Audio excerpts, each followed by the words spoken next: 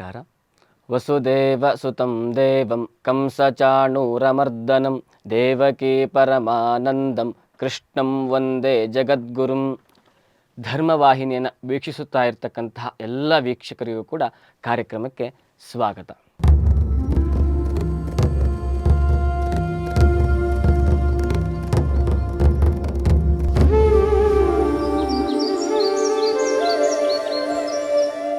ಇವತ್ತಿನ ದಿವಸ ನಾವು ತ್ಯಾಗವನ್ನು ಮಾಡುವುದರಿಂದ, ಯಾರು ಏನು ಕೇಳ್ತಾರೋ ಆ ಕೇಳುವಂತಹ ಸಂದರ್ಭದಲ್ಲಿ ಅದನ್ನು ಕೊಟ್ಟು ಬಿಡುವುದರಿಂದ ನಮಗೆ ಯಾವ ರೀತಿಯಾಗಿರ್ತಕ್ಕಂಥ ಪುಣ್ಯ ಎನ್ನುವಂಥದ್ದು ಲಭಿಸ್ತದೆ ಎನ್ನುವಂತಹ ವಿಚಾರವಾಗಿ ಒಂದು ಕಥೆಯನ್ನು ನೋಡೋಣ. ಉಶೀನರ ಎನ್ನುವಂತಹ ಒಬ್ಬ ಮಹಾರಾಜ ಇದ್ದ. ಅವನಿಗೆ ಶಿಬಿ ಎನ್ನುವಂತಹ ಮಗ ಹುಡ್ತಾನೆ. ಉಶೀನರನ ನಂತರದಲ್ಲಿ ಆ ಶಿಬಿ ಚಕ್ರವರ್ತಿ ರಾಜ್ಯವನ್ನು ಆಳುವಂತಹ ಸಂದರ್ಭದಲ್ಲಿ ಇವನ ಒಂದು ಪರೀಕ್ಷೆಯನ್ನು ಮಾಡೋಣ ಅಂತ ಹೇಳಿ ಇಂದ್ರ ಮತ್ತು ಅಗ್ನಿ ಇಬ್ಬರು ಕೂಡ ನಿರ್ಧಾರ ಮಾಡ್ತಾರೆ. ನಿರ್ಧಾರ ಮಾಡಿದಂತಹ ಸಂದರ್ಭದಲ್ಲಿ ಆ ಇಂದ್ರದೇವ ಗಿಡುಗನಾಗಿ ವೇಷವನ್ನು ಬದಲಾವಣೆ ಮಾಡಿಕೊಳ್ತಾನೆ. ಹಾಗೆ ಅಗ್ನಿಯು ಪಾರಿವಾಳವಾಗ್ತಾನೆ. ಇಬ್ಬರು ಕೂಡ ಪಾರಿವಾಳ ಮತ್ತು ಗಿಡುಗನ ರೂಪದಲ್ಲಿ ಭೂಮಿಗೆ ಬರ್ತಾರೆ.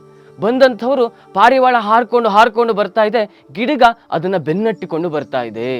ಹಾಗೆ ನೇರವಾಗಿ ಆ ಪಾರಿವಾಳ ಎಲ್ಲಿ ಬಂತು ಅಂದರೆ ಆ ಶಿಬಿ ಚಕ್ರವರ್ತಿಯ ಬಲ ತೊಡೆಯ ಮೇಲೆ ಬಂದು ಬೀಳ್ತದೆ. ಆಗ ಆಶ್ಚರ್ಯವಾಗ್ತದೆ, ಇದೇನಿದು ಪಾರಿವಾಳ ಇದ್ದಕ್ಕಿದ್ದಂತೆ ನನ್ನ ತೊಡೆಯ ಮೇಲೆ ಬಂದು ಬಿತ್ತಲ್ಲ ಅಂತ. ಬಿದ್ದಂತಹ ಪಾರಿವಾಳ ಕೇಳ್ತದೆ, ಅಯ್ಯ ಚಕ್ರವರ್ತಿ, ನನ್ನನ್ನು ಒಂದು ಗಿಡುಗ ಹಿಂಬಾಲಿಸಿಕೊಂಡು ಬರ್ತಾ ಇದೆ, ನನ್ನನ್ನು ಸಾಯಿಸೋದಕ್ಕೆ ಪ್ರಯತ್ನ ಮಾಡ್ತಾ ಇದೆ, ನನ್ನನ್ನು ತಿನ್ನೋದಕ್ಕೆ ಅದು ನೋಡ್ತಾ ಇದೆ, ದಯವಿಟ್ಟು ಕರುಣಾಮಯನಾಗಿರ್ತಕ್ಕಂಥ ನೀನೇ ಕಾಪಾಡಬೇಕಪ್ಪ ಅಂತ ಹೇಳಿ ಅದು ಕೇಳಿಕೊಳ್ತದೆ. ಅದೇ ಸಂದರ್ಭದಲ್ಲಿ ಗಿಡುಗ ಅಲ್ಲಿಗೆ ಬರುತ್ತೆ. ಬಂದಂತಹ ಗಿಡುಗ ಚಕ್ರವರ್ತಿಯ ಬಳಿ ಹೇಳುತ್ತೆ, ಈ ಪ್ರಪಂಚದಲ್ಲಿ ಆಹಾರ ಎನ್ನುವಂಥದ್ದು ಪ್ರತಿಯೊಬ್ಬ ವ್ಯಕ್ತಿಗೂ ಜೀವಿಗೂ ಸಿಗಬೇಕಾಗಿರ್ತಕ್ಕಂಥದ್ದು. ನನ್ನ ಆಹಾರ ಮಾಂಸ ಭಕ್ಷಣೆ, ಇವತ್ತಿನ ಬೇಟೆ ಅಂತ ಅಂದ್ಕೊಂಡು ನಾನು ಈ ಪಾರಿವಾಳವನ್ನು ಹಿಂಬಾಲಿಸಿಕೊಂಡು ಬಂದಿದ್ದೀನಿ. ನನ್ನ ಬೇಟೆನ ನೀನು ಹಿಡಿದುಕೊಂಡಿರ್ತಕ್ಕಂಥದ್ದು ಸರಿಯಲ್ಲಪ್ಪ, ನನ್ನ ಊಟವನ್ನು ಕಸಿದುಕೊಳ್ಳುವಂಥದ್ದು ಕೂಡ ಸರಿಯಾಗಿರ್ತಕ್ಕಂಥದ್ದಲ್ಲ, ದಯವಿಟ್ಟು ನನ್ನ ಊಟವನ್ನು ನನಗೆ ಕೊಟ್ಟು ಬಿಡು, ನನ್ನ ಪಾರಿವಾಳವನ್ನು ನನಗೆ ಕೊಡು ಅಂತ ಹೇಳಿ ಆ ಗಿಡುಗ ಕೇಳುತ್ತೆ. ಕೇಳಿದಂತಹ ಸಂದರ್ಭದಲ್ಲಿ ಶಿಬಿ ಚಕ್ರವರ್ತಿ ಹೇಳ್ತಾನೆ, ಶರಣಾಗತಿಯನ್ನು ಹೊಂದಿರತಕ್ಕಂತಹದ್ದು ಈ ಪಾರಿವಾಳ. ಕ್ಷತಾತ್ ತ್ರಾಯತೆ ಇತಿ ಕ್ಷತ್ರಿಯ. ರಾಜ ಅಥವಾ ಕ್ಷತ್ರಿಯ ಅನ್ನುವಂಥವನು ಯಾವಾಗ ಪರಿಪಕ್ವನಾಗ್ತಾನೆ ಅಂತಂದರೆ ತನ್ನನ್ನು ಶರಣಾಗತಿಯನ್ನು ಹೊಂದಿಕೊಂಡು ಬಂದಿರತಕ್ಕಂಥವ್ರನ್ನ ಕಾಪಾಡಿದಾಗ ಮಾತ್ರ.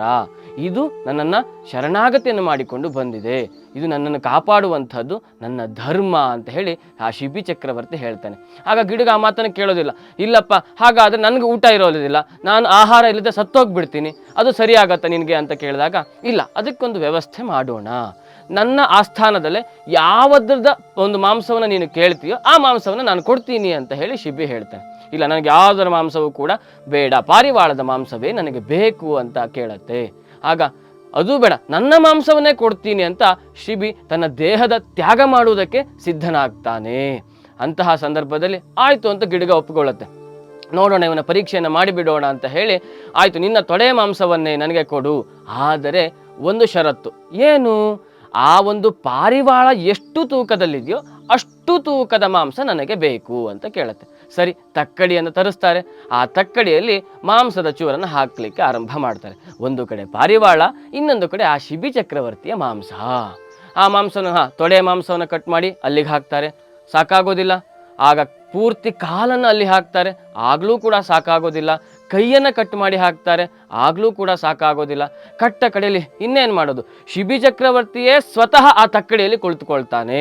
ನನ್ನನ್ನೇ ಸಂಪೂರ್ಣವಾಗಿ ನಿಂತು ತಿಂದು ಬಿಡು, ಆದರೆ ಈ ಪಾರಿವಾಳ ನನ್ನನ್ನು ಕಾಪಾಡು ಅಂತ ಕೇಳಿಕೊಂಡಿದೆ, ಅದನ್ನು ಬಿಟ್ಟು ಬಿಡು ಅಂತ ಹೇಳಿ ಆ ಶಿಬಿ ಚಕ್ರವರ್ತಿ ಕೇಳಿದಾಗ, ಆಗ ಇಂದ್ರ ಮತ್ತು ಅಗ್ನಿ ಇಬ್ಬರೂ ಕೂಡ ಗಿಡುಗ ಮತ್ತು ಪಾರಿವಾಳ ರೂಪದಿಂದ ತಮ್ಮ ಸ್ವಯಂ ರೂಪಕ್ಕೆ ಬಂದು ಪ್ರತ್ಯಕ್ಷರಾಗ್ತಾರೆ. ಬಂದಂಥವರು ಹೇಳ್ತಾರೆ, ನಿನ್ನನ್ನು ಪರೀಕ್ಷೆ ಮಾಡೋದಕ್ಕೋಸ್ಕರವಾಗಿಯೇ ನಾವು ಗಿಡುಗ ಮತ್ತು ಪಾರಿವಾಳನ ರೂಪದಲ್ಲಿ ಬಂದಿದ್ದು, ಇವಾಗ ನೀನು ನಿನ್ನ ದೇಹವನ್ನೇ ಅರ್ಪಣೆ ಮಾಡುವಂತಹ ಮನೋಭಾವಕ್ಕೆ ಬಂದಿರುವುದರಿಂದ ಈ ಒಂದು ಗುಣದಿಂದ, ಈ ಒಂದು ದಾನ ಗುಣದಿಂದ ನೀನು ಸಂಪೂರ್ಣ ವಿಶ್ವಕ್ಕೆ ಖ್ಯಾತಿಯನ್ನು ಹೊಂದುತ್ತೀಯಾ.